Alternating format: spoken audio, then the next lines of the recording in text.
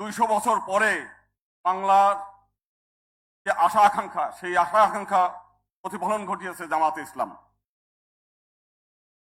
যে কাজ অন্যরা কেউ করে নাই, সেই কাজ আজকে জামাত ইসলামী করেছে। আজকে শহীদের যে স্মৃতি, সেই স্মৃতির বই রচনা করা উচিত ছিল সরকারের, অন্য বড় দলের। তাদের পাশে দাঁড়ানোর কথা ছিল অন্যান্যদের, কিন্তু সেই কাজটা তারা করে নাই। শুধু তাই না, বাংলাদেশে যদি অসাম্প্রদায়িকতার নামে, সেকুলারিজমের নামে বহু ভণ্ডামি দেখেছি, কিন্তু বাস্তবতা হচ্ছে জামাত ইসলাম যে কার্যক্রম করেছে তার কাজ প্রমাণ করে যে একমাত্র বাংলাদেশ জামাত ইসলামী বাংলাদেশের একমাত্র অসাম্প্রদায়িক দল, সেটা তারা প্রমাণ করেছে। শুধু আজকে না, অতীতে আমরা দেখেছি বাংলাদেশের উত্তরবঙ্গে হিন্দু তীর্থযাত্রীরা জলে ডুবে মারা গেছে, তাদেরকে আমরা জানার আগেই তারা তাদেরকে সাহায্যের হাত বাড়িয়ে দিয়েছে, তাদেরকে সেই ব্যবস্থা করেছে।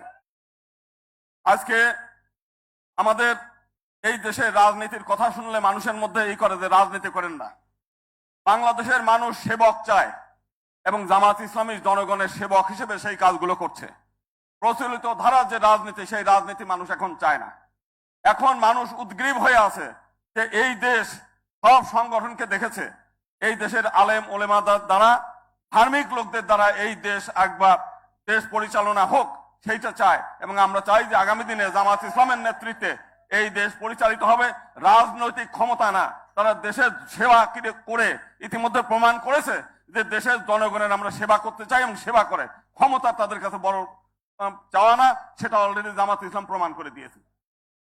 এবং এই দেশ, স্বামী প্রণবানন্দ বলছে যে এটা হচ্ছে নীতি, আদর্শ এবং ধর্ম আধ্যাত্মিকতার দেশ।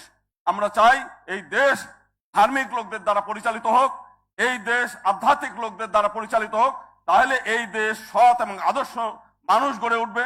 আমরা জামাত ইসলামের আগে 2 জন মন্ত্রীকে দেখেছি যে তাদের বিরুদ্ধে নানান অভিযোগ থাকতে পারে, কিন্তু তাদের বিরুদ্ধে দুর্নীতির অভিযোগ আসে নাই। আমি আজকে আসার পথে একজন বলছিল যে একজন চোর, সে চোরও চায় না যে তার রুমের মধ্যে আরো 2টা চোর থাক, অসৎ লোক থাক, কারণ তার চুরি করার জিনিস যেন চুরি না হয়ে যায়। তো সেই কারণে বাংলাদেশের প্রতিটি মানুষ চায় যে একটা সৎ আদর্শ এবং সৃষ্টিকর্তার আইন দ্বারা এই দেশ পরিচালিত হবে, সেইটা চায় এবং আমরা সেই দিনের অপেক্ষায় আছি। ধন্যবাদ।